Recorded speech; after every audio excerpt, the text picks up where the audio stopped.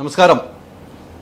ഇന്ന് എന്നോടൊപ്പം ഉള്ളത് ഒരു ബിസിനസ്സുകാരനാണ്. ഒരു പ്രവാസിയായിരുന്നു. പ്രവാസി ജീവിതത്തിന് ശേഷം ഒരു ബിസിനസ്സിലേക്ക് ഇറങ്ങുകയും അത് ഫലം കാണുകയും ചെയ്ത റോയൽ ഡ്രൈവ് മുജീബ് റഹ്മാൻ.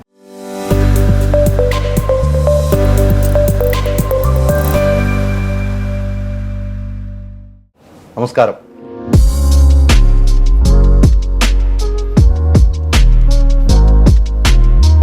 ആ ജോലിയേക്കാൾ എനിക്ക് ഹാപ്പിനെസ് തരുന്നത് വണ്ടി ഓടിക്കുന്നതിലും വണ്ടിയുമായി ബന്ധപ്പെട്ടുള്ള കാര്യങ്ങളായിരുന്നു.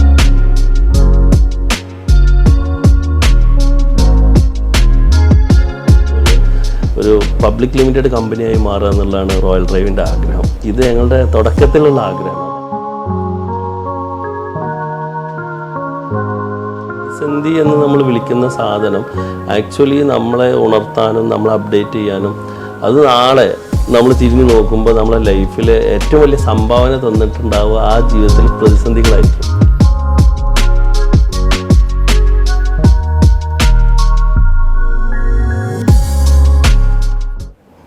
റോയൽ ഡ്രൈവിനെ കുറിച്ച് നമ്മൾ ഒത്തിരി കേട്ടിട്ടുണ്ട്. നമ്മൾ വണ്ടികൾ ഓർമ്മ വരുമ്പം ആദ്യം എത്തുന്നത് ഇവിടെയായിരിക്കും ഒരു കസ്റ്റമർ. അതിൻ്റെ വരവിൻ്റെ കാരണം തന്നെ ഇവിടെ എത്തുമ്പോൾ തൊഴിലാളികൾ എന്ന് വെച്ചാൽ അദ്ദേഹത്തിൻ്റെ കൂടപ്പിറപ്പ് പോലെ നിൽക്കുന്ന തൊഴിലാളികളുടെ ഒരു ഇടപെടലായിരിക്കാം ഇവിടെ എത്തുന്നതെന്ന് എനിക്ക് തോന്നുന്നു. ഞാനിങ്ങനെ യാത്ര ചെയ്യുമ്പോൾ ഇവിടെ കയറിയിട്ടുണ്ട്. അങ്ങനെയാണ് ഇദ്ദേഹത്തെ പരിചയപ്പെടുന്നത്. അപ്പോൾ ഇദ്ദേഹവുമായി ഒരു അഭിമുഖം കുറച്ചു നേരം ഇരിക്കണമെന്ന് സംസാരിക്കണമെന്ന് എനിക്ക് തോന്നി. മുജീബ് റഹ്മാൻ, നമസ്കാരം. നമസ്കാരം. എൻ്റെ യാത്രയിൽ ഞാൻ ഇവിടെ ശ്രദ്ധിക്കാറുണ്ട്. അങ്ങനെയാണ് താങ്കളുടെ ജീവനക്കാരെ കാണുമ്പോൾ അവരൊരു പെരുമാറ്റം, ആ പെരുമാറ്റം ഉണ്ടാകണമെങ്കിൽ ഒരു മുതലാളി തൊഴിലാളി ബന്ധത്തിൽ ഉണ്ടാകില്ല എന്ന് എനിക്ക് തോന്നുന്നു. സത്യമല്ല ഞാൻ പറയുന്നത്? അതെ അതെ, അങ്ങനെയല്ലേ? അതെ അതെ. നമ്മുടെ കൾച്ചറായിരിക്കും നമ്മളെ ബിസിനസ്സിലോട്ട് കടന്നു വരും ഓട്ടോമാറ്റിക്കലി. നമുക്കൊരു കൾച്ചർ ഉണ്ടാവും ഓരോ വ്യക്തികൾക്കും. ആ ഫൗണ്ടറുടെ കൾച്ചർ അറിയാതെ ബിസിനസ്സിലോട്ട് വരും. അതാണ് എൻ്റെ ഒരു ബേസിക് ആയിട്ടുള്ള കാര്യം. എനിക്ക് തോന്നുന്നു പ്രവാസിയായിരുന്നു അല്ലേ? അതെ. എവിടെയായിരുന്നു? ഞാൻ സൗദി അറേബ്യയിലായിരുന്നു. സൗദി അറേബ്യയിൽ എത്ര വർഷം? ഒരു 10 വർഷത്തോളം. 10 വർഷം നീണ്ട സൗദി അറേബ്യ ജീവിതമാണ്. അതെ അതെ. എങ്ങനെയാണ് പിന്നെ വണ്ടിയിലേക്കുള്ള ഒരു കമ്പം വരിക? ആക്ച്വലി കാറ് ഈ പറഞ്ഞ പോലെ നമ്മുടെ ഒരു പാഷനായിരുന്നു. അപ്പോൾ ഈ പ്രവാസ ജീവിതത്തിന് മുമ്പും വാഹനങ്ങൾ അന്ന് ഞാൻ പോകുന്നതിന് മുമ്പ് ഇവിടെ ടാറ്റ സീറ, ടാറ്റ എസ്റ്റേറ്റ്, അതുപോലെ ഇമ്പോർട്ടഡ് ആയിട്ട് വരുന്ന കൊറോളകൾ, ഇതൊക്കെയായിരുന്നു നമ്മുടെ അന്നത്തെ ഇവിടുത്തെ ലക്ഷറി വാഹനങ്ങൾ. എനിക്ക് തോന്നുന്നു ലാസ്റ്റ് ലാൻസർ വരെ അന്നൊരു ഇറങ്ങിയ ഒരു സമയത്താണ് ഞാൻ ഇവിടുന്ന് പോകുന്നത്. അങ്ങനെ നമ്മൾ സൗദി ചെല്ലുമ്പോഴാണ് ഇതൊന്നും അല്ലാത്ത ഒരുപാട് ലക്ഷറി കാറുകളെ കാണുന്നത്. നിർഭാഗ്യവശാൽ അവിടെ എനിക്ക് കാറുമായി ബന്ധപ്പെട്ട കാര്യങ്ങളല്ലായിരുന്നു. അങ്ങനെ പക്ഷേ ഈ കാറിനോടുള്ള ഇഷ്ടം നമ്മൾ ഓരോ കാറുകളെയും ശ്രദ്ധിക്കും, വീക്ഷിക്കും, അതിൻ്റെ അപ്ഡേഷൻസ് നോക്കും. അങ്ങനെ തിരിച്ച് എനിക്ക് അവിടുന്ന് പോരേണ്ടി വന്ന ഒരു സാഹചര്യത്തിൽ നാട്ടിൽ വന്ന് ഞാൻ തിരിച്ച് ഇതിനെ ഒരു പാഷൻ, ഒരു ബിസിനസ് ആക്കാമെന്നുള്ള ഒരു കൺസെപ്റ്റിലാണ് ആക്ച്വലി റോയൽ ഡ്രൈവ്. അന്ന് റോയൽ ഡ്രൈവ് ഒന്നുമില്ല, ഒരു കാർ എടുത്ത് ഓടിക്കുക എന്നുള്ളതാണ്. വിൽക്കുക എന്നുള്ളതിനേക്കാൾ അത് ഓടിക്കുക എന്നുള്ളതായിരുന്നു. അപ്പോൾ നമുക്ക് പുറത്തു പോയതുകൊണ്ട് ഭാഷ കയ്യിലുണ്ടായിരുന്നു. ഹിന്ദി നല്ല ഫ്ലുവൻ്റ് ആയിരുന്നു. അപ്പോൾ ഞാൻ മുംബൈ പോയി അവിടുന്ന് വണ്ടികൾ കൊണ്ടുവന്നു. അതാണ് എൻ്റെ ഒരു കരിയർ. അതെ അതെ. അപ്പോൾ ഞാൻ ആസ്വദിച്ചിരുന്ന അന്ന് ഈ മുംബൈയിൽ നിന്നുള്ള ഇങ്ങോട്ടുള്ള യാത്രകളായിരുന്നു. ഒറ്റയ്ക്ക് ഡ്രൈവ് ചെയ്ത് വരും, ഇവിടെ കൊണ്ടുവന്ന് റീഫർബൊക്കെ ചെയ്തത് എല്ലാം ക്ലിയർ ചെയ്ത് കൊടുക്കും. അങ്ങനെ 1, 2 എന്നുള്ളത് ഇങ്ങനെ പടിപടിയായിട്ട് വന്നു. അപ്പോൾ ഇതിൻ്റെ കൂട്ടത്തിൽ നമുക്ക് ഇതിനൊരു ബിസിനസ് മോഡൽ ആക്കണം എന്നുള്ളൊരു ചിന്തയും വന്നു. അത് ഈ 2007 പ്രയത്നത്തിന് അതിനൊരു ഇത് കണ്ടത്, അല്ലെങ്കിൽ അതിന് ഫലം കണ്ടത് 2016 ഏകദേശം ഈ പറഞ്ഞ ഒരു 10-11 വർഷം കഴിഞ്ഞിട്ടാണ് എനിക്ക് അതിന് യാഥാർത്ഥ്യത്തിലോട്ട്, അല്ലെങ്കിൽ എൻ്റെ ആഗ്രഹത്തെ ഒരു ആദ്യമായിട്ടൊരു ഷോറൂം എന്ന കൺസെപ്റ്റിലോട്ട് എത്തിക്കാൻ കഴിഞ്ഞത്. ആ ഷോറൂം എവിടെയാണ് ആദ്യം തുടങ്ങുന്നത്? മലപ്പുറത്താണ് സ്റ്റാർട്ട്. മലപ്പുറത്ത് ഷോറൂം തുടങ്ങുമ്പോൾ എങ്ങനെ ഉണ്ടായിരുന്നു? ഒരു മലപ്പുറത്ത് ഒരു ഷോറൂം തുടങ്ങുകയാണ് അല്ലേ? നിങ്ങളുടെ സ്വപ്ന പദ്ധതിയാണ്. അത് സക്സസ് ആകുമെന്ന് വിചാരിച്ചാണ് തുടങ്ങുന്നത്. ഇനി എന്ത് വന്നാലും വേണ്ടില്ല, എൻ്റെ ആഗ്രഹമാണ്, അത് ഞാൻ ഫലം കാണിക്കാം എന്നുള്ളൊരു ചലഞ്ചും കൂടെ ആയിരുന്നു. ഇതിൽ ഇപ്പോൾ ഈ പറഞ്ഞ 11 വർഷം എന്നുള്ളത് വലിയൊരു എക്സ്പീരിയൻസ് ആയിരുന്നു. ഇപ്പോൾ നമ്മളുടെ ഇപ്പോൾ പ്രവാസികളായ പലർക്കും സംഭവിക്കുന്നൊരു പ്രശ്നം എന്ന് പറഞ്ഞാൽ, നമ്മളിവിടെ വരും, എന്തെങ്കിലും ഒരു ബിസിനസ്സിലോട്ട് തലയിടും, 1 വർഷം 2 വർഷം കഴിയുമ്പോൾ റിട്ടേൺ പോകും. കാരണം അവിടുത്തെ കംഫേർട്ട് ഇവിടെ ഇല്ലാത്തതുകൊണ്ട്. പക്ഷേ ഞാൻ ഇതിനെ എങ്ങനെയെങ്കിലും വിജയിപ്പിച്ചെടുക്കണം എന്ന് ഉള്ള യാത്രയിൽ എനിക്ക് 11 വർഷം കൊണ്ട് ഞാൻ ഇതിൻ്റെ എല്ലാ മേഖലയും ടച്ച് ചെയ്തു. അതാണ് എനിക്ക് അതിൽ കിട്ടിയ അനുഭവം. അപ്പോൾ തീർച്ചയായിട്ടും ഞാൻ ഇന്നിവിടെ ചുമരിൽ കാണുന്ന വിഷനൊക്കെ 14 എഴുതി വെച്ചിട്ടുണ്ട്. 2031 ഞങ്ങളുടെ ഗോളൊക്കെ റോയൽ ഡ്രൈവ് തുടങ്ങുന്നതിന് മുമ്പ് എഴുതി വെക്കുന്നുണ്ട്. അപ്പോൾ കറക്റ്റായിട്ടുള്ള പ്ലാനിങ്ങോടെ തന്നെയാണ്. അതുമാത്രമല്ല ഞങ്ങളുടെ അന്ന് മൊബൈൽ ആപ്പ്, വെബ്സൈറ്റ്, ഈവൻ ERPക്ക് വേണ്ടി അന്ന് എൻ്റെ കൂടെ ഒരു സ്റ്റാഫുണ്ട്, അദ്ദേഹം എൻ്റെ കൂടെ ഉണ്ട്. ഉദാഹരണം പറയാം. അപ്പോൾ നമുക്കൊരു ലോങ് വിഷൻ ഉണ്ടായതുകൊണ്ടാണ് ഒരു തുടങ്ങാത്ത അല്ലെങ്കിൽ എത്തിപ്പെടാത്തൊരു കമ്പനി, എവിടെ ആവാത്ത പേരില്ലാത്തൊരു കമ്പനിക്ക് വേണ്ടിയിട്ട് ഒരു ERP ഉണ്ടാക്കണം എന്നുള്ള ചിന്ത വന്നത്. അതിൻ്റെ തുടക്കത്തിൽ തന്നെ നമുക്ക് ഈ വിഷൻ ഉണ്ടായിരുന്നു. ഇപ്പോൾ വിഷനിൽ വർക്ക് ചെയ്താൽ ദൈവം നമ്മളവിടെ എത്തിക്കുമെന്നാണ് എൻ്റെ ഒരു അനുഭവത്തിലും. നമ്മൾ അധ്വാനിച്ചാൽ നമ്മുടെ കൂടെ പാതി ദൈവം പാതി എന്നാണ് പറയുന്നത്. ആ രീതിക്ക് ഇന്നാലേ നമുക്ക് കിട്ടത്തുള്ളൂ. ഈ പറഞ്ഞതുപോലെ ഈ പ്രവാസി ജീവിതം കഴിഞ്ഞിട്ട് ബോംബെയിൽ നിന്ന് വണ്ടി എടുത്ത് വിൽക്കുന്നു അല്ലേ? അത് നമുക്ക് ഇഷ്ടമുള്ള വണ്ടികൾ എടുക്കും, പിന്നെ അതിന്റെ NOC ശരിയാക്കണം, കുറെ കടമകളുണ്ടെന്ന് വിൽക്കണമെങ്കിൽ അതൊക്കെ ഏതൊക്കെ രീതിക്ക് എന്തൊക്കെ ചെയ്യാന്ന് എല്ലാം പഠിച്ചു. തീർച്ചയായും ഒരു RTO ഓഫീസിൽ ചെയ്യുന്ന ജോലി വരെ ചെയ്തു എന്ന് എനിക്ക് തോന്നുന്നു. തീർച്ചയായിട്ടും. എന്നാലേ പേപ്പറുകളൊക്കെ ശരിയാക്കാൻ പറ്റുള്ളൂ. അത്രയും ഡീപ്പായിട്ട് നമ്മൾ ഓട്ടോമാറ്റിക് പഠിക്കേണ്ടി വരും. ഒരു NOC എടുക്കുമ്പോഴുള്ള എന്താണ് വേണ്ടത്, അത് കഴിഞ്ഞ് അതിന് ഓരോ സ്റ്റെപ്പിലും നമുക്ക് ഇപ്പോഴും സ്റ്റാഫിന് എന്തെങ്കിലും ഡൗട്ട് ഉണ്ടെങ്കിൽ നമുക്ക് പറഞ്ഞു കൊടുക്കാൻ പറ്റുന്ന രീതിയിൽ അത്രയും ഡീപ്പായിട്ട് നമുക്ക് പഠിച്ചു വെച്ചു. വിദ്യാഭ്യാസം എങ്ങനെയാണ്? വിദ്യാഭ്യാസം അന്ന് ഞാൻ സൗദി പോകുന്നതിന് മുമ്പ്, സാധാരണ ഒരു മലയാളി ഇതിൽ ഒരു +2 കഴിഞ്ഞിട്ടാണ് ഞാൻ സൗദി പോകുന്നത്. അത് കഴിഞ്ഞ് പിന്നെ ഞാൻ ഡിഗ്രി എഴുതിയെടുത്തു. ഇപ്പം ഞാൻ UK MBA ചെയ്തു. ഇപ്പം MBA ചെയ്ത് ലാസ്റ്റ് 3 ഇയർ ബിഫോറാണ്. അപ്പം വിദ്യാഭ്യാസത്തിനോടൊപ്പം തന്നെ കൊണ്ടുനടത്തുന്നുള്ളതാണ്. ഓരോന്നിനും ഓരോ ഇഷ്ടം വരുമല്ലോ. ആ ഇഷ്ടം അതിനെ സക്സസ് ആക്കലാണ്, അല്ലെങ്കിൽ ആ നമ്മുടെ പാഷനെ ബിസിനസ് ആക്കിയാൽ സക്സസ് നമ്മൾ പുറകെ വരുന്നുള്ള ഒരു നോളജ് എനിക്ക് കിട്ടിയിരുന്നു. അപ്പോൾ ഞാൻ കുറേ ചിന്തിച്ചു. ആക്ച്വലി ഞാൻ സൗദിയിൽ മൊബൈൽ ബിസിനസ്സായിരുന്നു ഇത്. ഞാൻ മൊബൈൽ ടെക്നീഷ്യൻ കോഴ്സ് ചെയ്താണ്, റിപ്പയർ ചെയ്യാൻ എനിക്കറിയാം. അപ്പോൾ ഇതിൽ നിന്ന് പക്ഷെ ആ ജോലിയേക്കാൾ എനിക്ക് ഹാപ്പിനെസ് തരുന്നത് വണ്ടി ഓടിക്കുന്നതിലും വണ്ടിയുമായി ബന്ധപ്പെട്ടുള്ള കാര്യങ്ങളിലായിരുന്നു. അപ്പോൾ ഞാൻ നമ്മുടെ പാഷനെ ബിസിനസ് ആക്കുക എന്നുള്ളൊരു കൺസെപ്റ്റിലാണ് ഇതിലോട്ട് കയറി വന്നത്. അല്ലാതെ മാതാപിതാക്കളുടെ അല്ലെങ്കിൽ കുടുംബത്തിൻ്റെ ഒരു എന്താ പറയുക പ്രഷറോ സപ്പോർട്ടോ അല്ലെങ്കിൽ അവരുടെ ഭാഗത്തുനിന്ന് ന്യൂട്രലായിരുന്നു. പല സ്വപ്നങ്ങളാണ് ആളുകൾക്കുള്ള അല്ലെ? സ്വപ്നങ്ങൾ ഫലം കാണുന്നത് വളരെ ചുരുക്കം ആളുകൾ. നമുക്ക് സ്വപ്നം കാണാൻ സ്വാതന്ത്ര്യമുണ്ട്. താങ്കളുടെ സ്വപ്നം പൂർണ്ണമായിട്ടും ഫലം കണ്ടു എന്നിപ്പോൾ വിശ്വസിക്കുന്നുണ്ട്? എൻ്റെ സ്വപ്നം യഥാർത്ഥത്തിലുള്ള സ്വപ്നത്തിലോട്ട് എത്തുന്നേ ഉള്ളൂ. പക്ഷേ എന്നാലും നമ്മൾ ഇതിൻ്റെ ഇടയിൽ ഓരോ മൈൽ സ്റ്റോണുകൾ ഉണ്ടായിരുന്നു. ഇപ്പോൾ 2021 നമ്മൾ എത്ര ടേൺ ഓവർ ചെയ്യണമെന്ന് നമ്മൾ നിശ്ചയിച്ചിരുന്നു. അതിൻ്റെ ഒരു 80-85%. ഞാൻ പറഞ്ഞു റോയൽ ഡ്രൈവ് എന്ന പേരില്ലാത്ത കാലത്ത് നമ്മൾ 21 സെറ്റ് ചെയ്ത ടേൺ ഓവർ, അതായത് തുറന്ന് പറയാം ഒരു 100 കോടിയുടെ ബിസിനസ് ചെയ്യുക എന്നുള്ളതായിരുന്നു നമ്മൾ അന്നത്തെ പ്ലാൻ. അത് 2021 നമുക്കിവിടെ കൊറോണ, നിപ്പ, വെള്ളപ്പൊക്കം ഇങ്ങനെയുള്ള എല്ലാ പ്രതിസന്ധിയിലൂടെ പോയിട്ടും ടേൺ ഓവറുള്ളൊരു കമ്പനിയായിട്ട് മാറാം. അതായത് നമ്മൾ സ്വപ്നം കണ്ടതിൻ്റെ ഒരു 80% അച്ചീവ് ചെയ്യാൻ വേണ്ടി നമുക്ക് സാധിച്ചിട്ടുണ്ട്. ആദ്യം സ്വന്തമാക്കിയ വാഹനം ഏതാണ്? ആദ്യം സ്വന്തമാക്കിയ അന്ന് ഫിയറ്റിൻ്റെ യുനോ എന്ന് പറഞ്ഞൊരു കാറുണ്ടായിരുന്നു. അതായിരുന്നു എൻ്റെ ആദ്യത്തെ വാഹനം. മലപ്പുറത്തുനിന്ന് പിന്നീട് ഷോറൂം തുടങ്ങുന്നത് എത്ര വർഷത്തിന് ശേഷമാണ്? 2 ഇയർ കഴിഞ്ഞു.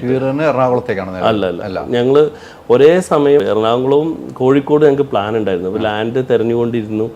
ആദ്യം സെറ്റായത് ഞങ്ങൾക്ക് കാലിക്കറ്റാണ്.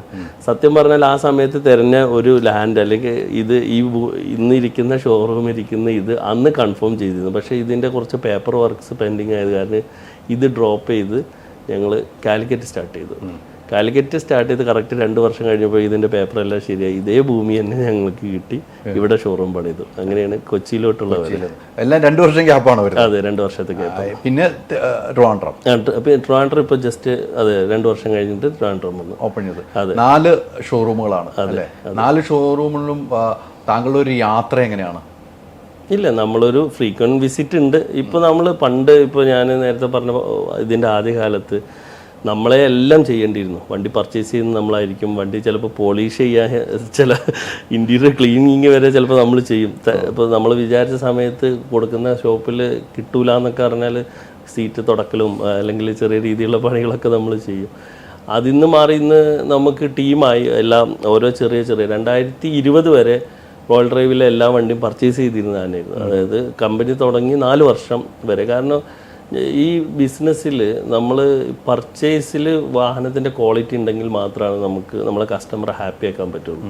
നമ്മൾ ന്യൂ കാർ എന്ന് പറഞ്ഞാൽ ചെക്ക് കൊടുത്താൽ കമ്പനിയിൽ നിന്ന് പ്രൊഡക്റ്റ് വരികയാണ്. പക്ഷേ പ്രിയോണ്ട് ബിസിനസ്സിൽ 10 വാഹനം, ഇപ്പോൾ താങ്കളുടെ അടുത്തുണ്ട്, താങ്കളൊരു ഫ്രണ്ടിൻ്റെ അടുത്തുണ്ട്, രണ്ടുപേരും ഒരുമിച്ച് ഒരേ വാഹനം വാങ്ങിയതാണെങ്കിലും ഈ രണ്ട് പ്രൈസാണ് വരിക.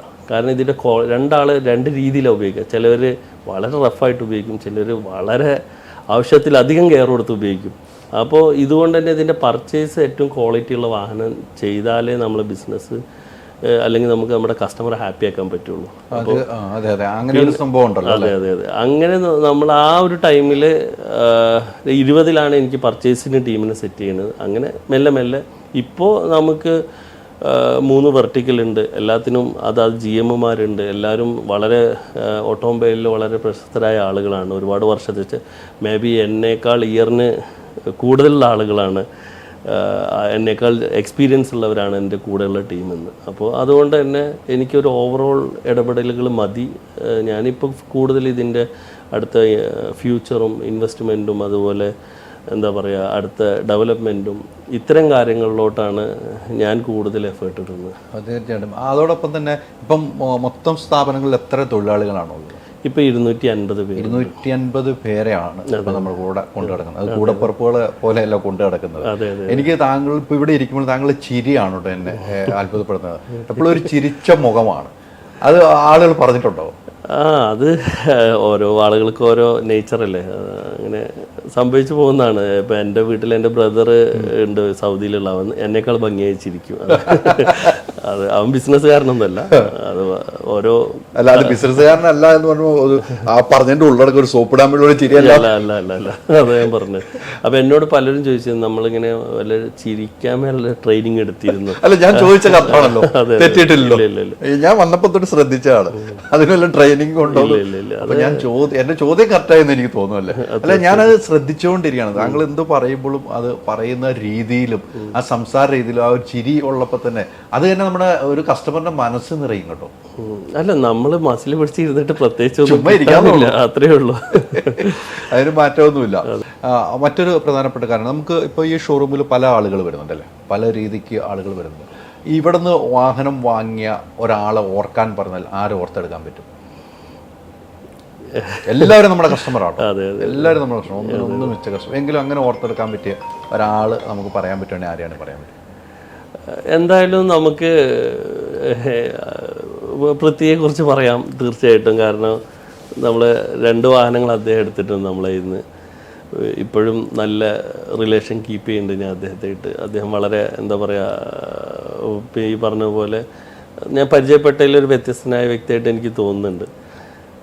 ഇതുപോലെ ഒരുപാട് നല്ല കസ്റ്റമേഴ്സ് ഉണ്ട്. നമ്മൾ ഒരാളെ പറയുമ്പോൾ മറ്റുള്ളവർക്ക് അത് വിഷമം. തീർച്ചയായിട്ടും. ഞാൻ അതുകൊണ്ട് അങ്ങനെ പറയാൻ ബുദ്ധിമുട്ടുണ്ടെങ്കിലും ഞാൻ ഈ പൃഥ്വിരാജ് ഇവിടെ വന്ന കാര്യമൊക്കെ എനിക്കറിയാം. പൃഥ്വിരാജിൻ്റെ വാഹനം ഇവിടെ കിടക്കുന്നതും പൃഥ്വിരാജ് വന്നതും അതൊക്കെ ഞങ്ങളൊക്കെ ഒരു സമയത്ത് വാർത്ത ചെയ്തിട്ടുണ്ട്. ഞാൻ റിപ്പോർട്ടർ TV-യിലുള്ളപ്പോഴാണ് അത് വാർത്തയാണ്, ചാനലിലുള്ളപ്പോഴാണ് പൃഥ്വിരാജിൻ്റെ വാഹനം ഇവിടെ വിൽക്കാൻ ഇട്ട സംഭവം, പൃഥ്വിരാജ് ഇവിടുന്ന് പർച്ചേസ് ചെയ്തൊക്കെ ഒരു വാർത്ത. അതുകൊണ്ടാണ് എൻ്റെ മനസ്സിൽ അത് കിടന്നുകൊണ്ടാണ് അങ്ങനെ ചോദിച്ചത്. അന്ന് ഞാൻ ഇവിടെ വന്നിട്ടുണ്ട് അന്ന്. അല്ല, ആക്ച്വലി അദ്ദേഹത്തിൻ്റെ ആ ഒരു പർച്ചേസ് ഞങ്ങളുടെ ടീമിൽ നമുക്കൊരു ഇൻടാഞ്ചിബിളായിട്ട് ഒരു 2 കോടിയുടെ ബെനിഫിറ്റ് ഉണ്ടാവും. നമ്മൾ മണിയായിട്ടല്ലാതെ. കാരണം നമ്മൾ ഒരു അദ്ദേഹത്തെ പോലത്തെ ഒരു നടനെ വെച്ചൊരു പരസ്യം ചെയ്യണമെങ്കിൽ എത്ര രൂപയാവും?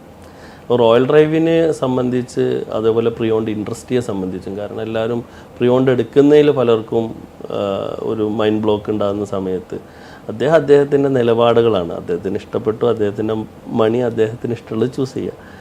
അപ്പോൾ അത് ഞാൻ അദ്ദേഹത്തോട് പറഞ്ഞു, ഇങ്ങനെ എനിക്കത് ഫോട്ടോ തരണം എന്നൊക്കെ പറഞ്ഞു. ആദ്യം അദ്ദേഹം ഇങ്ങനെ ഒന്ന് വിസമ്മതിച്ചു. പിന്നെ എന്നോട് പറഞ്ഞു നോ പ്രോബ്ലം. ഞാൻ പറഞ്ഞു കൊടുത്തു എനിക്ക് ഒരു ഫോട്ടോ കിട്ടിയാൽ അത് എനിക്ക് ഇത്രയും ഉപകാരമാവുമെന്ന് പറഞ്ഞു. അപ്പോൾ എന്നാൽ ഓക്കെ, നിങ്ങൾ ഡെലിവറി അറേഞ്ച് ചെയ്തോളൂ എന്ന് പറഞ്ഞു. അങ്ങനെ നമ്മളത് ചെയ്തു ആദ്യത്തെ. രണ്ടാമത്തെ പിന്നെ എന്നോട് പറഞ്ഞു, ആദ്യം പറഞ്ഞു എനിക്ക് വണ്ടി ഇഷ്ടപ്പെട്ട് എടുക്കുകയാണ് എന്നുള്ള രീതി പറഞ്ഞു. അത് പ്രൈവസിയിൽ തരണം എന്ന് പറഞ്ഞു. ഞങ്ങൾ അങ്ങനെ ഡെലിവറി കൊടുത്തതിന് ശേഷം ഞാൻ വീണ്ടും പെർമിഷൻ ചോദിച്ചു, ഞാൻ പബ്ലിഷ് ചെയ്യട്ടെ. അത് അദ്ദേഹം സമ്മതിച്ചു. അല്ല, അപ്പോൾ ഇവിടുന്ന് ഇപ്പോൾ വലിയ ഒരു ഇന്ത്യയിൽ അറിയപ്പെടുന്ന ബിസിനസ് ചെയ്യുന്ന ഒരാളായ ഞങ്ങളെ ഇന്നൊരു മാപ്പ് എടുത്തിട്ടുണ്ട്. പക്ഷെ അദ്ദേഹത്തിൻ്റെ നിർബന്ധമായിരുന്നു പേര് പറയരുതെന്ന്. ഞങ്ങൾക്ക് ഒന്നും ചെയ്യാൻ പറ്റില്ല, കാരണം അത്രയും വലിയ ബിസിനസ് സെലിബ്രിറ്റിയാണ്. മേബയാണ് വാഹനം, ഞങ്ങൾക്കത് മാർക്കറ്റിൽ ഭയങ്കര, പക്ഷേ അദ്ദേഹം പറഞ്ഞു നിങ്ങളത് എൻ്റെ പേര് പുറത്ത് പറയരുതെന്ന് പറഞ്ഞു. പിന്നെ നമ്മൾക്കതിൽ ഓപ്ഷൻസ് ഇല്ല, ഞങ്ങൾ പറഞ്ഞില്ല. അതാണ് മനസ്സിൽ കിടക്കാണ്. അതെ അതെ അതെ. അപ്പോൾ ഇതാണ് ഇതിൻ്റെ ഒരു വിഷയങ്ങൾ. അപ്പോൾ അതിൽ നിന്ന് നോക്കുമ്പോൾ ഞാൻ അതുകൊണ്ടാണ് പ്രത്യേകം വീണ്ടും, കാരണം അതേപോലെ ഒരു സെലിബ്രിറ്റി അല്ലെങ്കിൽ അതിൻ്റെ മുകളിലുള്ള ഒരു വ്യക്തി വളരെ സിമ്പിളായിട്ട് നമ്മളതിനെ അനുവദിച്ചു എന്ന് പറയുമ്പോൾ അത് അദ്ദേഹത്തോടുള്ള ആ ഒരു ബഹുമാനം അതുകൊണ്ട് എന്തായാലും തീർച്ചയായിട്ടും അത് അല്ല, നേരത്തെ പറഞ്ഞ അത് നമുക്കൊരു ഗുണവും കൂടെ ആവുകയാണല്ലോ. എത്ര കോടികൾ കൊടുത്താണ് അദ്ദേഹം ഒരു ഫോട്ടോയ്ക്ക് പോസ്റ്റ് ചെയ്തത്. നമ്മൾ അത് പരസ്യത്തിനും കൂടെ ഉപയോഗിക്കുകയാണല്ലോ, ആളുകൾക്ക് കൊടുക്കുകയാണല്ലോ. അപ്പൊ അതൊരു നല്ല മനസ്സാണ് പൃഥ്വിരാജിന്റെ. അത് നമ്മൾ ഓർക്കാതെ പോകാൻ പറ്റില്ല. ആ ഓർമ്മകളാണ് ഞാനൊന്ന് പങ്കുവെക്കണം എന്നൊരു ആഗ്രഹിച്ചത്. ഇപ്പോൾ ബിസിനസ് എങ്ങനെയാണ് പോകുന്നത്? ഇപ്പോഴത്തെ ബിസിനസ് എങ്ങനെയാണ് പോകുന്നത്? ബിസിനസ് ഈ പറഞ്ഞ പോലെ ഇപ്പോൾ മാർക്കറ്റുകൾ അപ്പ് ആൻഡ് ഡൗൺ വരും. നമ്മൾ ഈ നേരത്തെ പറഞ്ഞ പോലെ നമ്മൾ ലോങ് വിഷനിലായതുകൊണ്ട് ഈ മാസങ്ങളിലുള്ള ലാഭനഷ്ടങ്ങളെ കുറിച്ച് വറിയാണെങ്കിൽ ഉണ്ട്, ചെറിയ വറി നിർബന്ധമായിട്ടും വേണം. എന്നാലും അതിലപ്പുറം നമ്മൾ ഇതിൻ്റെ ഫ്യൂച്ചർ, ഇതിൻ്റെ CAGR എങ്ങനെ പോകുന്നു, അല്ലെങ്കിൽ ഇതിൻ്റെ മാർക്കറ്റിൻ്റെ ട്രെൻഡ് എങ്ങനെ പോകുന്നു, നമ്മൾ ബിസിനസ് മോഡലിൻ്റെ ഓപ്പർച്യൂണിറ്റി എങ്ങനെ, അതിനെ വെച്ചിട്ടാണ് നമ്മൾ നോക്കുന്നത്. അല്ലാതെ ഇപ്പോൾ ഒരു മാസം കച്ചവടം കുറഞ്ഞു എന്ന് കരുതിയിട്ട് നമ്മൾ അതിൽ വിഷമിച്ചിട്ട് കാര്യമൊന്നുമില്ല. അപ്പോൾ എന്തായാലും നമ്മൾ കാണുന്ന ഒരു വാല്യൂ ബേസ്ഡ് ഒരു പബ്ലിക് ലിമിറ്റഡ് കമ്പനി, ഇങ്ങനെയുള്ള ഗോളിലാണ് നമ്മൾ പോകുന്നത്. നാളെ V-Guard പോലെ, കല്യാൺ ജ്വല്ലറീസ് പോലെ ഒരു പബ്ലിക് ലിമിറ്റഡ് കമ്പനിയായി മാറുക എന്നുള്ളതാണ് റോയൽ ഡ്രൈവിൻ്റെ ആഗ്രഹം. ഇത് ഞങ്ങളുടെ തുടക്കത്തിലുള്ള ആഗ്രഹമാണ്. അപ്പോൾ ആ ആഗ്രഹത്തിലോട്ട് പോകുമ്പോൾ വഴിയിലുള്ള ചെറിയ വിഷമങ്ങളും പ്രതിസന്ധികളൊക്കെ നമ്മൾ ആ വിഷയം വെച്ച് മറികടന്ന് മുന്നോട്ട് പോകുന്നുണ്ട്. ഏറ്റവും കൂടുതൽ വിഷമിച്ച ഒരു സമയം എപ്പോഴായിരിക്കും ഓർത്തെടുക്കുകയാണ്? എനിക്കും ഉണ്ടാവും, നിങ്ങൾക്കും ഉണ്ട്, എല്ലാവർക്കും ഉണ്ട്. അങ്ങനെ ഒരു ഓർത്തെടുക്കാൻ പറ്റും. ബിസിനസ്സിലാണോ? നമ്മുടെ ജീവിതത്തിൽ തന്നെ? അയ്യോ, സത്യത്തിൽ ഞാൻ ഇന്നാൾ ഒരു റീൽസിൽ കണ്ട്, ഈ റിവർ വ്യൂ മിറർ ജസ്റ്റ് ഇതിനു വേണ്ടിയുള്ളതാണ്. ഈ വലിയ വിഷമങ്ങളെ കുറിച്ചൊന്നും അങ്ങനെ ചിന്തിച്ചിരിക്കലില്ല, പിന്നെ അങ്ങനെ ആലോചിച്ചൊക്കെ എടുക്കാനുണ്ടാവും. അപ്പോൾ നമ്മൾ കൊറോണ വന്ന സമയത്ത് നമ്മൾ കരുതി ലോകം അവസാനിച്ചു എന്ന് പലരും തെറ്റിദ്ധരിച്ച കാലം ഉണ്ടായിരുന്നു. പക്ഷെ അന്നും പലരും പറയുന്നുണ്ട് ഇതൊന്നും അല്ല, ലോകം ഇതിനേക്കാൾ ഭംഗിയായി തിരിച്ചു വരും. അപ്പോൾ തിരിച്ചു വന്നു.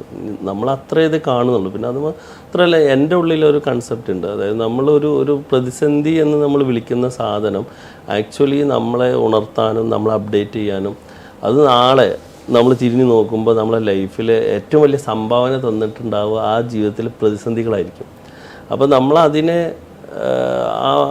അവിടെ കൊണ്ട് അവസാനിച്ചു എന്ന് കാണുന്നതിലപ്പുറം അവിടെ നിന്ന് നമുക്ക് പുതിയ തുടക്കത്തിന് സമയമായി എന്നുള്ള ദൈവത്തിൻ്റെ ഒരു ഓർമ്മപ്പെടുത്തലായിട്ടാണ് ഞാൻ എപ്പോഴും അതിനെ കാണുന്നത്, മനസ്സിലാക്കുന്നത്. അപ്പോഴാണ് അങ്ങനെ ചിന്തിക്കുമ്പോൾ നമുക്ക് അതിനെ ഓവർകം ചെയ്യാൻ കഴിയുന്നത്. അങ്ങനെയാണ് അതിനെ ഓവർകം ചെയ്യുന്നത്. കോവിഡും പ്രളയവും ഒന്ന് നമ്മളെയൊക്കെ എല്ലാവരെയും ബിസിനസ് പരമായി ഒന്ന് ഡൗൺ ആക്കിയിരുന്നു. പിന്നെ അതിൽ നിന്നൊരു കര കയറാനുള്ള ഒരു വലിയൊരു കടമ്പകൾ ഉണ്ടായിരുന്നു, എല്ലാവർക്കും ഉണ്ടായിരുന്നതാണ്. ആ സമയത്തൊക്കെ നമ്മൾ ഒത്തിരി ദുഃഖങ്ങളും എല്ലാം മറച്ചു പിടിച്ചുകൊണ്ട് നമ്മൾ തൊഴിലാളികളെ സംരക്ഷിക്കണം, ആരെയും പറഞ്ഞുവിടാതെ നിർത്തണം. അതെങ്ങനെയാണ് മെയിൻറ്റെയിൻ ചെയ്തു പോയത്? ഞങ്ങൾക്ക് വലിയൊരു അനുഗ്രഹം ഉണ്ടായിരുന്നത്, ഞങ്ങളുടെ ബിസിനസ് മോഡലിൽ സീറോ ഡെപ്റ്റ് കമ്പനിയാണ് റോയൽ ഡ്രൈവ്. ഞങ്ങൾ ലോണ്, ഓടി പോലത്തെ സംഭവങ്ങളില്ല. അപ്പോൾ ഞങ്ങളെ സംബന്ധിച്ച് ഈ നേരത്തെ പറഞ്ഞ പോലെ ഞങ്ങളുടെ ടീമിൻ്റെ സാലറി, അതുപോലെ റെൻറ്റ്, ഇത് രണ്ടും മാത്രമാണ് ഞങ്ങൾക്ക് ചിലവ്. അപ്പോൾ ഞാൻ ടോട്ടൽ ടീമിനെ വിളിച്ചു, ഞങ്ങൾ മീറ്റിംഗ് വിളിച്ചു പറഞ്ഞു നമുക്കൊരു മാസം ഇത്ര രൂപ ചിലവുണ്ട്. ഈ ചിലവിന് നമുക്ക് ഇപ്പോൾ ഇത് തുടർന്ന് നിൽക്കുകയാണെങ്കിൽ, ഇപ്പോൾ ഏപ്രിൽ തൊട്ടാണ് സ്റ്റാർട്ട് ചെയ്ത്, ഒരു 6 മാസത്തേക്ക് ഇത്ര ലക്ഷം രൂപ നമുക്ക് വരും. അതിൻ്റെ ആ റിസ്ക് കാൽക്കുലേറ്റ് ചെയ്തു. ഇത് മാനേജ്മെൻറ്റിന് 1 രൂപ വേണ്ട, ഇത് നമ്മളെല്ലാവരും കൂടി ഉണ്ടാക്കണം. നമ്മളുടെ ടീമിനുള്ള വരുമാന മാർഗ്ഗമാണത്, അല്ലാതെ മാനേജ്മെൻറ്റിനുള്ളതല്ല. സത്യം പറഞ്ഞാൽ അവരതിൻ്റെ മേലെ പെർഫോം ചെയ്തു എന്നാണ് സത്യം. അപ്പോൾ അത് ഞങ്ങൾക്ക് ഭയങ്കര അനുഗ്രഹമായി. ആ ഒരു തീരുമാനം അന്ന് അങ്ങനെ അവരെ എടുത്ത് നമ്മൾ മാക്സിമം ട്രാൻസ്പെറൻസി കൊടുത്തു. ഇത്ര ലക്ഷം രൂപയാണ് നമ്മുടെ എക്സ്പെൻസ്. ഈ എക്സ്പെൻസിന് നമ്മൾ ഇത്ര കാറുകൾ വിൽക്കേണ്ടതുണ്ട് മാർക്കറ്റിൽ, എല്ലാവരും വീട്ടിലിരുന്നോ പറ്റുന്ന രീതിയിലൊക്കെ ചെയ്യണം. എന്നെ അത്ഭുതപ്പെടുത്തിയത്, ഏപ്രിൽ മാസം ഞങ്ങളെ ഇന്ന് 3-4 കാറുകൾ അന്ന് കസ്റ്റമേഴ്സ് വാങ്ങിയിട്ടുണ്ട്. അവരെ നമുക്ക് എങ്ങനെ അവരെ അനുമോദിക്കാമെന്നറിയില്ല. ലോകം അവസാനിക്കാൻ പോവാന്നുള്ള ഒരു പ്രചരണം ഒരു ഭാഗത്ത് നടക്കുന്നു, ഈ ലോക്ക്ഡൗണുകൾ ശക്തമായിക്കൊണ്ടിരിക്കുന്നു. ആ സമയത്ത് വന്നിട്ട് ഞങ്ങൾക്ക് അവരുടെ ബാങ്കിലുള്ള അക്കൗണ്ടിലുള്ള പൈസ ട്രാൻസ്ഫർ ചെയ്ത് ലക്ഷറി കാർ വാങ്ങി, ഓടിക്കാൻ വരെ പറ്റില്ല. ആ സമയത്ത് പർച്ചേസ് ചെയ്ത കസ്റ്റമേഴ്സ് ഉണ്ട്. അവരുടെ ഒരു ആഗ്രഹം, അവരുടെ ഒരു സ്വപ്നം, ലോകം അവസാനിക്കാൻ പോകുന്ന അവരുടെ ഒരു സ്വപ്നം ഉണ്ടായിരിക്കുമല്ലോ. അതിനു മുമ്പ് എനിക്കും ഒരു വണ്ടി ഇരിക്കട്ടെ എന്നുള്ള സ്വപ്നം, അതും ചിന്തിക്കാം. അല്ല, അതായിരിക്കാം. പിന്നെ ഈ പറഞ്ഞ പോലെ കുറച്ചുകൂടി വലിയ കാഴ്ചപ്പാട്. ഞങ്ങളിപ്പോൾ ഇവിടെ നമ്മുടെ വിരാട് കോഹ്ലിയുടെ കാറുണ്ടായിരുന്നു, അത് ഞങ്ങൾ കൊടുത്ത കസ്റ്റമർ ലംബോർഗിനി എടുക്കുന്നത്, അയാൾക്ക് 75 വയസ്സുണ്ടായിരുന്നു. അപ്പോൾ അദ്ദേഹം ഇത് കൊടുത്തപ്പോൾ അദ്ദേഹം പറഞ്ഞു, എൻ്റെ ഒരു ആഗ്രഹമായിരുന്നു ഒരു ലംബോർഗിനി വാങ്ങിക്കുക. 75ാമത്തെ വയസ്സിലാണ് അദ്ദേഹം ആ ഒരു ആഗ്രഹം സഫലീകരിക്കുന്നത്. അപ്പോൾ ഈ പറഞ്ഞ പോലെ ആളുകൾക്ക് പല ആഗ്രഹങ്ങളാണ്. നമുക്ക് ഓരോ സെയിലും ഓരോ പർച്ചേസും ഇതൊക്കെ ഭയങ്കര ഇതുപോലെ പല ഇമോഷണൽ കഥകളുണ്ടാവും. ചില ആളുകൾ വണ്ടി വിൽക്കുമ്പോൾ കരയുന്ന ആളുകളുണ്ട്. അതായത് ആ വണ്ടിയെ അവർ എന്താ വെച്ചാൽ അവർ ലൈഫിൽ അത്രയും അവരെ ഹെൽപ്പ് ചെയ്തിട്ടുണ്ടാവാം. അങ്ങനെ പല വിശ്വാസങ്ങളും ചിലർ ഇത് ഈ വാഹനമായിട്ടൊക്കെ കണക്ട് ചെയ്യും. വണ്ടി ഭാഗ്യമായിരുന്നു, എന്നെ വഴിയിൽ ചതിച്ചിട്ടില്ല, അങ്ങനെയൊക്കെയുള്ള കാര്യങ്ങളുണ്ടാവും. നമ്മളിതെല്ലാം കാണുന്നു, അനുഭവിക്കുന്നു. അപ്പോൾ അവരുടെ ആ സന്തോഷത്തിലും ഇതിലൊക്കെ നമ്മളും ഒരു ഭാഗമാവുന്നു. ഡെലിവറി എടുക്കുന്ന ആളുകൾ ഇപ്പോൾ ഏറ്റവും കൂടുതൽ ഇപ്പോൾ ഈ ഒരുപാട് കഷ്ടപ്പെട്ട് വന്ന് ഇപ്പോൾ ഒരു ലക്ഷറി കാർ പുതിയത് വാങ്ങണമെങ്കിൽ ഒരു 60 ലക്ഷം രൂപയുടെ കുറഞ്ഞൊരു പുതിയ കാറില്ല. അപ്പോൾ ഇവിടെ നിന്ന് നമ്മളിരുന്ന് 20 ലാഖിനൊക്കെ കാറ് വാങ്ങും. ഇവർ ചില ആളുകൾ വരുമ്പോൾ ഇങ്ങോട്ട് പിന്നെ ഇവർക്കെല്ലാം ഗിഫ്റ്റ്, കേക്ക് ഒക്കെ ഇട്ട് വരും. കാരണം അവരുടെ ലൈഫിലെ ഒരു വലിയ അച്ചീവ്മെൻറ്റ് അവർ ഈ പറഞ്ഞ 20 ലാഖിനോ 25 ലാഖിനോ അവർ സ്വന്തമാകുന്ന ആ ഹാപ്പിനെസ് അവർ നമ്മളെടുത്ത് പ്രകടിപ്പിക്കും. അപ്പോൾ അതൊക്കെ നമ്മളെ ഈ ബിസിനസ്സിനെ നമുക്ക് മുന്നോട്ട് കൊണ്ടുപോകാൻ ഭയങ്കര ഒരു സ്വപ്നമാണ്. അതെ അതെ അതെ, അങ്ങനെയുള്ള ഒരുപാട് ആളുകളുണ്ട്. കാരണം അവർ ചിലപ്പോൾ സമൂഹത്തിൽ നമ്മൾ ആ പടത്ത് പറഞ്ഞ പല രീതിയിൽ ഇൻസൾട്ട് ചെയ്യപ്പെട്ട ആളുകളായിരിക്കാം. അപ്പോൾ അവർക്ക് ഈ സമൂഹത്തിൽ ഒരു ലക്ഷറി കാറും കൊണ്ട് ഇറങ്ങാൻ അതിന് കാരണമായിരുന്നേ ഉള്ളൂ. നമ്മളല്ലാത്ത ഓപ്ഷനുണ്ട്, പക്ഷെ അവർ റോയൽ ഡ്രൈവിനെ സെലക്ട് ചെയ്തു, നമ്മളതിനൊരു കാരണമാകുന്നു എന്നുള്ളത് നമുക്ക് സന്തോഷമാണ്. അത് അവരുടെ സന്തോഷം, ഈ ഹാപ്പിനെസ്സാണ് യഥാർത്ഥത്തിൽ നമ്മളെ ഹാപ്പിയാക്കി കൊണ്ടുപോകുന്നത്. ഈ ഒരു പേര് റോയൽ ഡ്രൈവ് എന്നുള്ള പേരിടാനുള്ള കാരണം? റോയൽ ഡ്രൈവ് എന്ന പേര് നേരത്തെ നമ്മൾ പറഞ്ഞ പോലെ ഒരു വിഷൻ. ഇപ്പോൾ ഞാൻ ഇന്ന് രാവിലെ യാത്ര ചെയ്തപ്പോൾ ഒരു ബസ്സിൽ, ഒരു ബസ്സിൻ്റെ അല്ല, ഒരു ട്രാവൽസിൻ്റെ പേര് കണ്ടു. വളരെ ഒരു ലോക്കൽ പേര് പറയുന്നില്ല. അപ്പം ഞാൻ ആലോചിച്ച് ആ പേരിടുന്നതിൽ തന്നെ അവർക്ക് ഉറപ്പുണ്ട് അവർ ആ ഏരിയ വിട്ട് വളരണ്ട എന്നുള്ളത്. അപ്പോൾ നമ്മുടെ വിഷൻ ഗ്ലോബൽ ആയതുകൊണ്ട് തന്നെ നമ്മൾ ലോകത്തെവിടെയും ഇപ്പോൾ നമുക്ക് നമ്മുടെ കുടുംബ പേരിടാം, അല്ലെങ്കിൽ മക്കളെ പേരിടാം, ഇങ്ങനെ പല രീതിയിൽ ബിസിനസ്സിൻ്റെ പേരിടുന്നതാണ്. അതേസമയം നമ്മൾ ഇതിനെ വേൾഡിൽ പ്ലേസ് ചെയ്യുമ്പോൾ ലോകത്തെ എല്ലാവർക്കും ആക്സെപ്റ്റ് ചെയ്യാൻ പറ്റുന്നൊരു പേരായിരിക്കണം എന്നുള്ള ഒരു ആഗ്രഹം എനിക്കുണ്ടായിരുന്നു. അങ്ങനെ ഞാൻ ജസ്റ്റ് എൻ്റെ FB പേജിൽ ഇട്ടതാണ്, എനിക്കിങ്ങനെ ഒരു ലക്ഷറി കാറിൻ്റെ ഷോറൂം തുടങ്ങി. ഞാൻ ഓൾറെഡി ഈ മേഖലയിൽ ഉണ്ടെന്ന് ആളുകൾക്കറിയാം. ലക്ഷറി കാറിൻ്റെ ഷോറൂം സ്റ്റാർട്ട് ചെയ്യാൻ ആഗ്രഹമുണ്ട്, ഒരു പേര് സജസ്റ്റ് ചെയ്യുമെന്ന്. അങ്ങനെ ന്യൂസിലാൻഡ് എന്നുള്ളൊരു മലയാളി, അദ്ദേഹമാണ് ഈ പേര് എനിക്ക് ആദ്യമായിട്ട് ഇതിലിട്ട FBയിലിട്ടു. അങ്ങനെ ഞാൻ എൻ്റെ കമ്പനി സെക്രട്ടറിയായിട്ട് സംസാരിച്ചപ്പോൾ ഇതിൻ്റെ ഡൊമൈൻ എല്ലാം അവൈലബിൾ ആണ്, ഇതുവരെ എവിടെയും രജിസ്റ്റർ ചെയ്തിട്ടില്ല. അങ്ങനെയാണ് ഈ പേര് ആക്ച്വലി എത്തുന്നത്. പിന്നെ ഈ പേര് കിട്ടിയതിൻ്റെ ശേഷമാണ് നമ്മൾ ഈ പേരിനെ കുറിച്ച് കൂടുതൽ നോക്കുമ്പോൾ നമ്മുടെ ബിസിനസ്സായിട്ട് വളരെ മാച്ചാണ്. രണ്ടാമത് ഈ ഡ്രൈവ് എന്നതിന് പല അർത്ഥങ്ങളുണ്ട്. വണ്ടി ഓടിക്കുന്നതിന് അപ്പുറം നമ്മുടെ ഒരു ഉൾപ്രേരണ, നമ്മുടെ ഹൃദയത്തിൽ നിന്നുള്ള, അപ്പോൾ രാജകീയമായൊരു ഉൾപ്രേരണ എന്നുള്ളൊരു അർത്ഥം കൂടി ഇതിനുണ്ട് എന്ന് പറയുമ്പോൾ കൂടുതൽ സന്തോഷമായി. അങ്ങനെ ഈ പേര് അദ്ദേഹത്തെ പിന്നെ വിളിക്കുമോ? ഓ തീർച്ചയായിട്ടും, അദ്ദേഹം ഞങ്ങളെ കസ്റ്റമറാണ്. 3ഓളം കാറുകൾ നമ്മൾ ഇന്ന് വാങ്ങിച്ചിട്ടുണ്ട്. മലയാളി, എവിടെയുള്ള ആളാണ് അദ്ദേഹം? എടപ്പാളുണ്ട് സ്വദേശി, ഷറഫുദ്ദീൻ എന്ന് പറഞ്ഞൊരു. ഷറഫുദ്ദീൻ ആണ് നമുക്ക് പേര് സംഭാവന ചെയ്ത്. നമ്മളെല്ലാം ഷറഫുദ്ദീൻ 3 നമ്മളെ കാറുകൾ പർച്ചേസ് ചെയ്തിട്ടുണ്ട്. ഷറഫുദ്ദീന് ഇതിനൊരു മൈൻഡ് ദീർഘവിഷം ഉണ്ടായിരുന്നു എനിക്ക് തോന്നുന്നു. അത് താങ്കളായിട്ട് യാതൊരു പരിചയമില്ല? ഇല്ല, ഫേസ്ബുക്കിലെ ഫ്രണ്ടാണ്. അന്ന് ഞാൻ പറഞ്ഞില്ല, ബ്രദർ ന്യൂസിലാൻഡിലുണ്ട്, അവർ തമ്മിൽ പരിചയമുണ്ട്, അങ്ങനെ റിലേഷൻ ഉണ്ട്. പക്ഷെ എന്നിരുന്നാലും വേറെ ഈ വ്യക്തിയായിട്ട് പരിചയങ്ങളൊന്നുമില്ല. അപ്പോൾ അദ്ദേഹം കമൻറ്റ് ചെയ്തു, കുറേ കമൻറ്റുകൾ വന്നു, പല പേരും വന്നു. പക്ഷെ അതിൽ നമ്മൾ സെലക്ട് ചെയ്തത് ഇതായിരുന്നു. ഞാനും കുറേ പേഴ്സണലായിട്ട് കുറേ തിരഞ്ഞുകൊണ്ടിരുന്നിരുന്നു. പക്ഷെ എനിക്കും ഈ ഒരു പേര് കിട്ടിയപ്പോൾ ഇതിനോടൊരു എന്തൊരു ഇഷ്ടം വന്നു.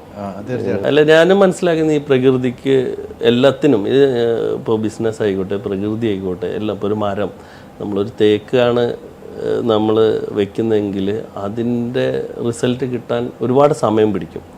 ഇപ്പോൾ കപ്പയാണെങ്കിൽ നമുക്ക് 6 മാസം കൊണ്ട് അതിൻ്റെ റിസൾട്ട് കിട്ടും. പക്ഷേ തേക്കിൻ്റെയും കപ്പയുടെയും വാല്യൂ രണ്ടും. അപ്പോൾ നമ്മൾ ലോങ് ടൈം നമ്മുടെ വിഷൻ ആകുമ്പോൾ ഈ പറഞ്ഞ പോലെ അതിൻ്റെ വാല്യൂ നന്നായിരിക്കും. പക്ഷെ നമ്മൾ അത്രയും കാലം ക്ഷമിച്ചേ പറ്റൂ. ഒരു സുപ്രഭാതത്തിൽ നമുക്ക് റിസൾട്ട് വേണം എന്ന് പറഞ്ഞിട്ട് കാര്യമില്ല. ആ ഒരു പ്രോസസ്സിനെ, പ്രകൃതിയുടെ ഈ പ്രോസസ്സിനെ നമ്മൾ ഉൾക്കൊള്ളുക, എന്നിട്ട് വർക്ക് ചെയ്യുക. ഇതാണ് എനിക്കതിൽ തോന്നിയിട്ടുള്ളത്. ഹോബി എന്താണ്? ഹോബി ഡ്രൈവിംഗ് ആണ് ഏറ്റവും. ഇന്നും ഞാൻ കഴിഞ്ഞ ദിവസം ഞാൻ പറഞ്ഞില്ലേ, തിരുവനന്തപുരം പോയി വന്നു.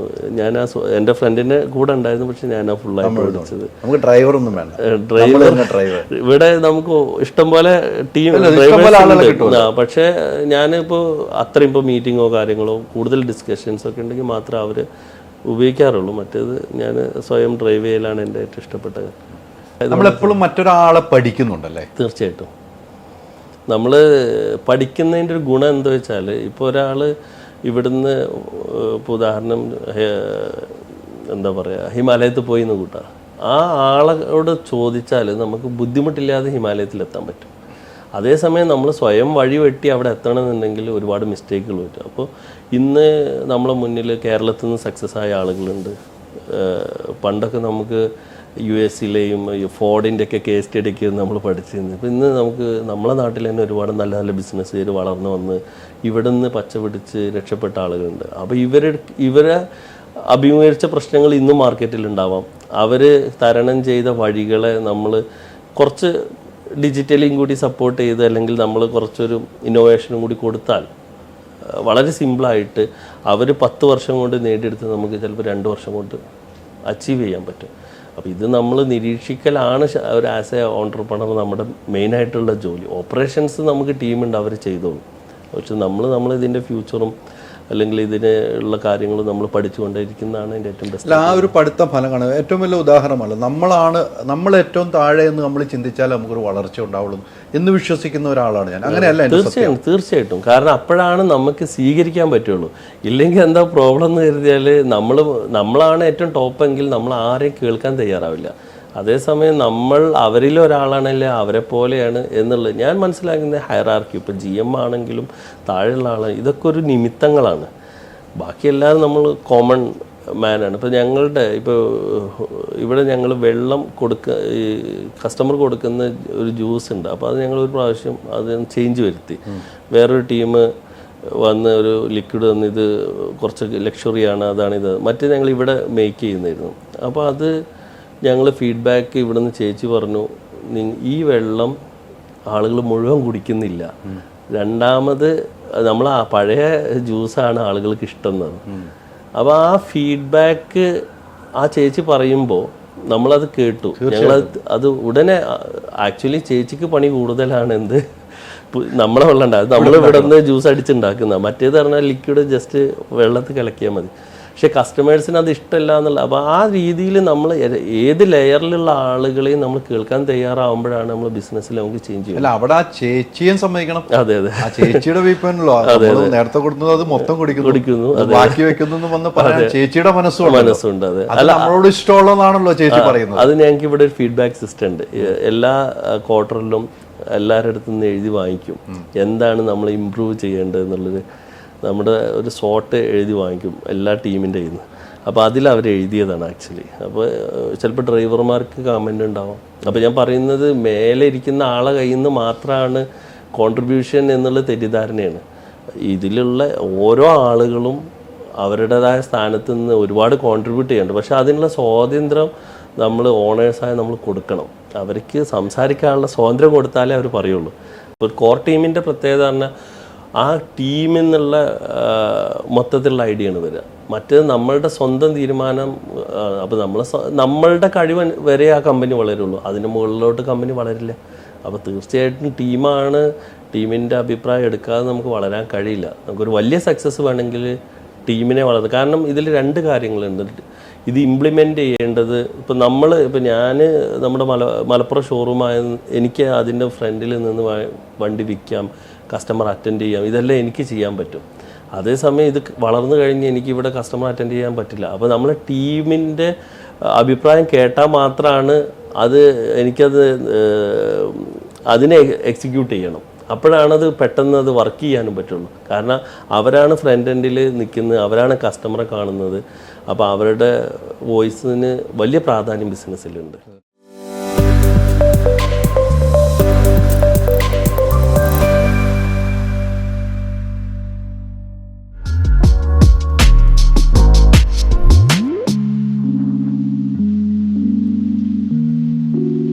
ഇന്ത്യയിലെ ഏറ്റവും വില കൂടിയ ലക്ഷറി ആണെങ്കിൽ ഏറ്റവും വില കൂടിയ ലക്ഷറി കാറ് വാങ്ങിക്കുന്നത് മലയാളികളാണ്. ലോകത്തെ എല്ലാവർക്കും ആക്സെപ്റ്റ് ചെയ്യാൻ പറ്റുന്ന ഒരു പേരായിരിക്കണം എന്നുള്ള ഒരു ആഗ്രഹം എനിക്കുണ്ടായിരുന്നു.